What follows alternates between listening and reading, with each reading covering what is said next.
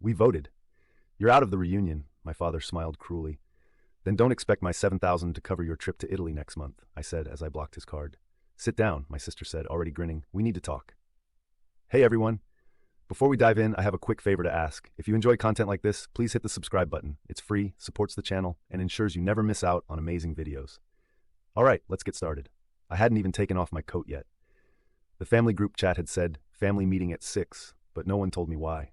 Now I was standing in the middle of my parents' living room, still holding the gift basket I brought, like some fool. My mom gave me a tight smile from the armchair. Dad was sipping wine on the couch, legs crossed, too comfortable. My brother sat near the window, scrolling his phone, pretending he wasn't in on it. What is this? I asked slowly, already feeling the shift in the air. Did someone die? No, my father said, placing his glass down with a little too much ceremony. We had a vote about the reunion. What vote? I asked. You're out, he said flatly. We've decided it's best if you don't come to Tuscany with us next month. The room went silent. I blinked. You're joking. No, my sister said. She was practically glowing. We just think it's best for the group dynamic. I let out a short breath through my nose. Group dynamic? You're always so tense, she continued. You make things stressful. Last year, remember how you argued with the waiter about the service charge? You embarrassed Mom because they added an extra 80 to the bill. I snapped. I was the only one who noticed. You're welcome, by the way. We just want peace this year, Mom said softly, not meeting my eyes. I looked at them, all three of them. The ones I'd booked the flights for. The ones who texted me 2 weeks ago asking if I'd mind covering the villa deposit just until your dad's bonus comes in. That was $7,000 charged on my card. Same day. They'd sent emojis after. Let me get this straight, I said slowly. You're kicking me out of the trip I planned, the one I paid for? You offered, my dad said, shrugging. I didn't offer to be excluded from it. Well, my sister said, crossing her legs like a judge in court, you've been really uptight lately, all your little boundaries and budgets. You've changed. My laugh was short and bitter. Yeah, I started saying no. She ignored that. This is supposed to be fun, and honestly, you ruined the vibe. Ruin the vibe, I repeated. You mean I stop you from drinking 18-euro spritzes on my card all day? You're overreacting, Mom cut in. Don't make this ugly. Oh, I won't. I pulled out my phone calmly, opened the travel account linked to the trip. Dad's phone buzzed on the coffee table. What was that? He muttered, picking it up. That was me blocking the travel card, I said. The one I used to book your tickets, your hotels, and that villa in Tuscany with the pool. You just had to have. You know, the one none of you paid me back for. You can't do that, my sister hissed, standing up. Oh, I can, and I did. What are we supposed to do now? The trip is in 3 weeks, my brother finally spoke, wide-eyed. Figure it out, I said. You're so relaxed, remember? Manifest the money. You're acting like a child, Mom snapped. I looked straight at her. No, Mom, I've stopped acting like a wallet. Dad stood up, furious. You're being spiteful. No, I said, grabbing my keys. I'm being done. And just like that, I walked out, leaving them stunned in their designer chairs, wine glasses trembling, and their Tuscany dreams suddenly unpaid for. They didn't just betray me. They planned it together. The night after the family vote, I didn't sleep. I lay awake in my apartment, staring at the ceiling, phone buzzing on the nightstand. My sister sent me 3 laughing emojis. I didn't respond. Around midnight, I got a text from my mother. Don't let this ruin everything. We still love you. You just made the trip difficult. Difficult. I paid for the trip. I planned it. I booked the 5-star villa with the pool and the chef and the vineyard tours because they begged me to. And now I was the problem? But it was the next morning that everything truly unraveled. My cousin Maya called. We hadn't spoken in a while, mostly because my sister hated her and always made snide comments about how Maya didn't fit in. Hey, she said. I heard what happened. You okay? How did you hear? I asked, confused. There was a pause. They posted about it, she said. Posted where? Instagram. Jenny said you had a breakdown and canceled your own trip because you were jealous. I felt my blood run cold. What? She posted a boomerang of wine glasses clinking and captioned it, when the toxic one finally takes himself out, #reunion prep narcissist free. I was speechless. My family had voted me out of a trip I paid for, lied about it, and were now mocking me online. That's when I realized something much deeper was going on. You know, Maya continued, I wasn't going to say anything, but this isn't new. Been saying stuff about you for months, like nasty stuff, to everyone. Like what? She told people you were having money issues, that you begged to be included in the reunion, and that you threatened to cancel it if people didn't praise you more. I stood up from the couch, dizzy. She said what? Maya sounded awkward. She's been planning it everywhere. I think she's trying to isolate you. I hung up without saying goodbye. That same hour, I logged into my email. My flight itinerary was still there, the one I booked for the whole family. I opened it, hands trembling. Guess whose seat was upgraded to business class? My sister's. Not mine, hers. I opened the reservation and nearly dropped my phone. She used my card again. 2 days ago, a quiet little charge, $1,500, slipped in while I was busy fighting with her over attention. That was the final straw. I called the airline. Hi, I said through gritted teeth. I'd like to cancel all 4 tickets under my last name. The woman on the line paused. All of them? Every last one. especially the one that ends in seat 3A. That evening I went to my parents' house, not to argue. I needed to see their faces. When Mom opened the door, her smile faded fast. "Oh, it's you." "Don't act surprised," I said, stepping inside. "You posted enough online to draw a crowd." She didn't deny it. I walked straight into the living room. My dad was there reading the paper like it was 1985. Jenny sat with a laptop browsing Airbnbs. "You'll need a new card," I said. She looked up. "What? The travel card? Blocked, the flights, canceled, the villa, rebooked by another guest. Tuscany's off." "You wouldn't," she spat. "I did." "You're sabotaging the whole trip," I laughed darkly. "Oh, honey, you sabotaged it the second you cut me out of it." My father finally lowered his newspaper. "Son, don't be rash." I turned to him slowly. "Rash? You voted me out of my own trip, used my money, and then let her spread lies about me to the entire family. This isn't rash. This is justice." Jenny stood up, red-faced. "You're unbelievable. You've always been bitter that I'm the one everyone listens to." "Funny," I said, pulling a folded paper from my jacket, "because I just listened to your bank statement." I threw it onto the coffee table. Jenny's eyes widened. "Where did you get that?" "The card," I said, "and I finally printed the last 90 days of transactions, spa packages, designer handbags, and a non-refundable deposit for a private yacht in Patano. You were planning a side trip." Mom stood up. "Let's all calm down now." "Calm," I barked. "You called me difficult because I asked for receipts, and meanwhile she's booking yachts on my account like she's royalty?" My sister lunged forward, grabbing the statement and trying to tear it. "You've gone too far," she said. "No," I said, "I'm free." She froze. "What?" "I called the bank, reported fraud. You've been using my card without permission. There's an investigation underway." "You wouldn't dare," she hissed. I smiled coldly. "I dare. And guess what? They have everything. Timestamps, IP addresses, even delivery addresses. You're not just losing your vacation, you're about to lose your credit score." "Get out," she screamed, face flushed. "You're not part of this family anymore." "Finally," I said, "something we agree on." I turned to the door, pausing just long enough to say one last thing. "Good luck explaining to the relatives why you're not in Italy next month and why the police might call." They thought they could humiliate me quietly, so I made noise. Loud, public, unforgettable noise. 1 week after I froze the travel card and canceled their dream vacation to Italy, I got a letter. Not a message, not a call. An actual letter from a lawyer. At first I thought it was a scam, but no, it was real. A formal legal notice, neatly printed and signed. Filed on behalf of Mr. and Mrs. Walker and their daughter, Jennifer Walker. My own parents and sister had lawyered up against me. They were threatening legal action over the financial disruption I'd caused by withdrawing support at a critical time. I stood in my kitchen holding the paper, shaking with a mix of fury and disbelief. These people, my family, had used my money, my generosity. And when I set a boundary, they tried to sue me for it. I didn't reply. I didn't call. I made a plan. Saturday, 6 p.m., family dinner. The last one I'd ever attend. My dad opened the door and went pale the second he saw me. "What are you doing here?" he barked. I smiled. "Oh, come on. You invited me. Didn't you read your own lawyer letter?" He stepped back but said nothing. Inside, everyone was already seated. My mom, Jenny, her boyfriend, my brother Liam, a couple of nosy aunts who loved gossip. Perfect. I walked in, set my tablet down on the coffee table, and plugged in the HDMI. Jenny rolled her eyes. "What is this? Some dramatic stunt?" "Oh, just a little slideshow," I said cheerfully. "Figured we could all be on the same page before you drag me to court." "I swear to God," she started, but I hit play. The first slide, a screenshot of her using my card to upgrade her flight to business class. Next slide, a hotel receipt under my name but her signature. $800 for a luxury suite. Then a video. Security footage of her checking in at a downtown hotel, laughing with her boyfriend, tapping my card. The room went dead quiet. "What is this?" my mom asked, voice slow. Jenny stood up, snatched the tablet, but I already had the files backed up. "This is a setup," she yelled. "He's manipulating everything." I looked directly at her. "Funny how the setup aligns perfectly with your exact spending history, down to the spa appointments and dinner reservations." "You don't understand how stressed I've been," she snapped. "You promised to help us." I stepped forward. I helped. I paid. I bled. You stole. My dad slammed his hand on the table. "That's enough. You're destroying this family."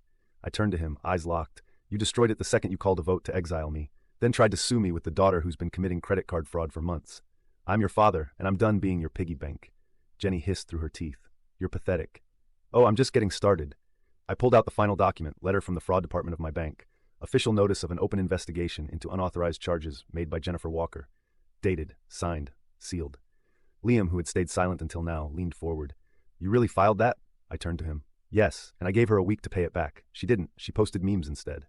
"Seriously," he whispered. Jenny turned to him. "You're really going to take his side?" He didn't answer. "Jenny," I said, "you used my name to book a yacht in Patano. You sent a laughing emoji when I got uninvited from the reunion, and now you're sitting here acting like I betrayed you."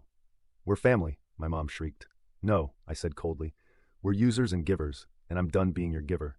Jenny lunged forward like she was going to slap me. "You're going to regret this, when your name's dragged through court, when everyone finds out." "Finds out what?" I snapped. That I paid for your entire lifestyle while you mocked me in group chats? That you commit fraud and then blame me for reacting?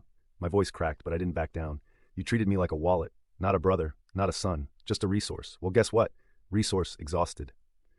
Everyone froze. The air was thick with shame, fury, and disbelief. Then the most shocking thing happened. Liam stood up. I'm done too, he said quietly. I've seen everything. The lies, the guilt trips, the gaslighting. I let it slide because I didn't want to rock the boat. He looked at me, but you did the right thing. Liam, my mom said, voice shaking. Don't start, he snapped. You people tried to erase him and steal from him. Then you act like he's the bad guy. Jenny turned to Liam, eyes wide. You're just jealous. You've always been jealous of me. Maybe, he said, but at least I didn't steal a yacht. That was it.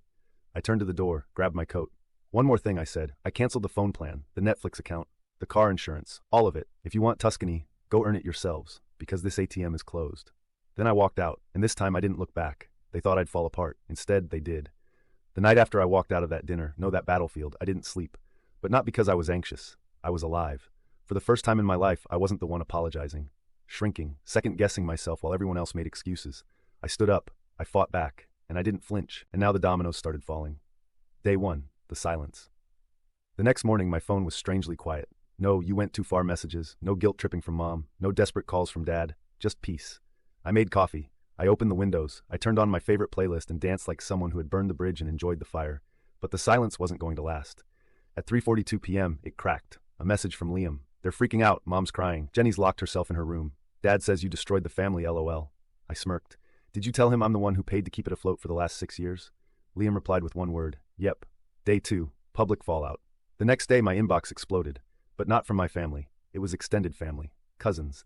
Second cousins. Aunts I hadn't spoken to in years. Everyone had seen Jenny's now deleted Instagram stories, the lawyer letter, the fraud claims, and they were pissed at her. I'm so sorry.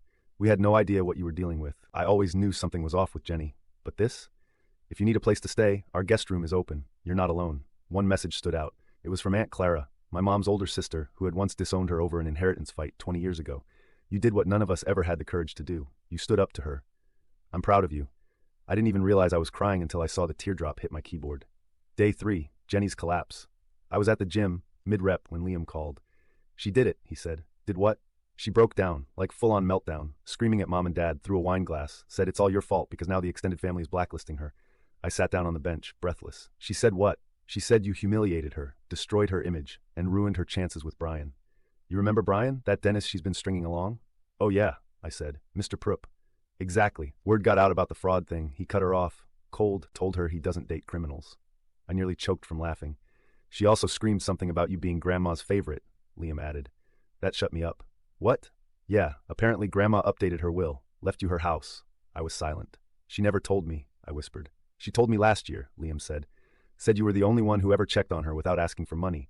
Said if she was going to leave anything behind, it was going to someone who didn't treat her like a vending machine. I didn't know what to say, so I said nothing, and just let the weight of that moment sink in. Day 5, the knock. I was working from home when someone knocked at my door. I looked through the peephole and nearly laughed. Dad. He stood there stiffly, like someone forced him to be there. I opened the door but didn't move aside. Can I come in? He asked. No, I said simply. He flinched, then tried to smile. I just wanted to talk. I leaned against the frame. Now you want to talk? He rubbed the back of his neck. Look, your mom's not doing well. She hasn't eaten much since the dinner, and Jenny. Dad, I said sharply. If you're here to guilt-trip me, turn around. I'm done being the family apology. He blinked. That's not fair. No, I snapped. What's not fair is how you let Jenny humiliate me, steal from me, lie to the entire family, and you backed her up like she was royalty. She's your sister, and I was your son, I barked. I paid for your vacations. I covered bills when you said money's tight, and all I ever got in return was side eyes and silence. He went quiet. I didn't come here to argue, he said. I just wanted to say, we were wrong, all of us. I looked at him. You let them erase me, I said. And now that the money's gone, now that Jenny's exposed, now you remember who I am? He didn't answer, but before he left, he asked quietly, is there any chance we can fix this? I didn't hesitate. No. And I shut the door. Day 6, the shift. The next Sunday, I woke up late, brewed strong coffee, opened my laptop. I wasn't thinking about Italy. I was thinking about Iceland, a solo trip, my way. No guilt, no expectations, just me and the sky and the silence. I booked it. Then I opened my messages and saw one that stopped me in my tracks. It was from Jenny. Not a rant, not an insult, just you win. I hope you're happy. I stared at it for a while, and then I typed back. It wasn't about winning. It was about finally stopping the game, and I blocked her. The new normal. It's been weeks now. I moved to a new apartment, bigger, brighter, and most importantly, mine. I changed my number, closed all shared accounts, got a new credit card, set strict boundaries with everyone, even Liam, who's still figuring himself out. And you know what? I don't miss them. Not the drama, not the never-ending script where I'm the selfish one because I said no while they lived off my silence. I've got peace now, real peace. And every time I get the urge to call or explain or go back, I ask myself, would you set yourself on fire again just to keep them warm?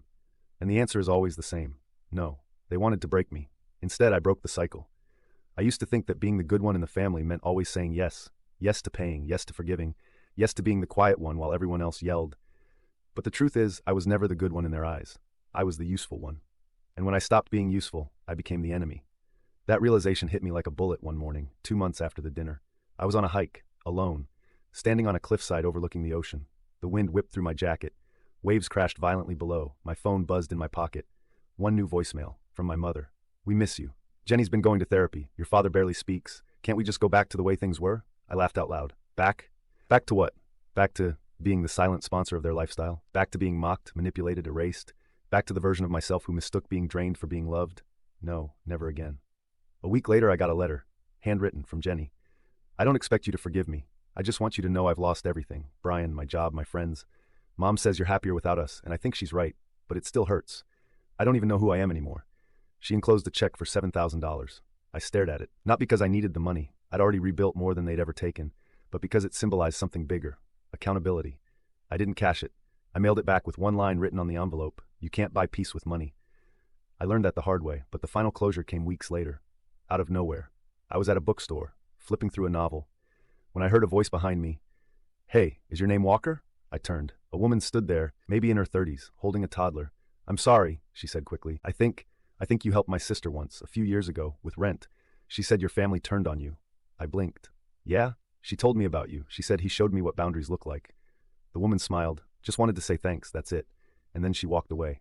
I stood there, frozen, heart hammering, a stranger, someone I didn't even remember helping. And yet my story had traveled, my strength had echoed, not in headlines, not in drama, but in quiet transformation. So here's the truth I wish someone had told me years ago. You don't owe anyone your destruction. Not for love, not for loyalty, not even for blood.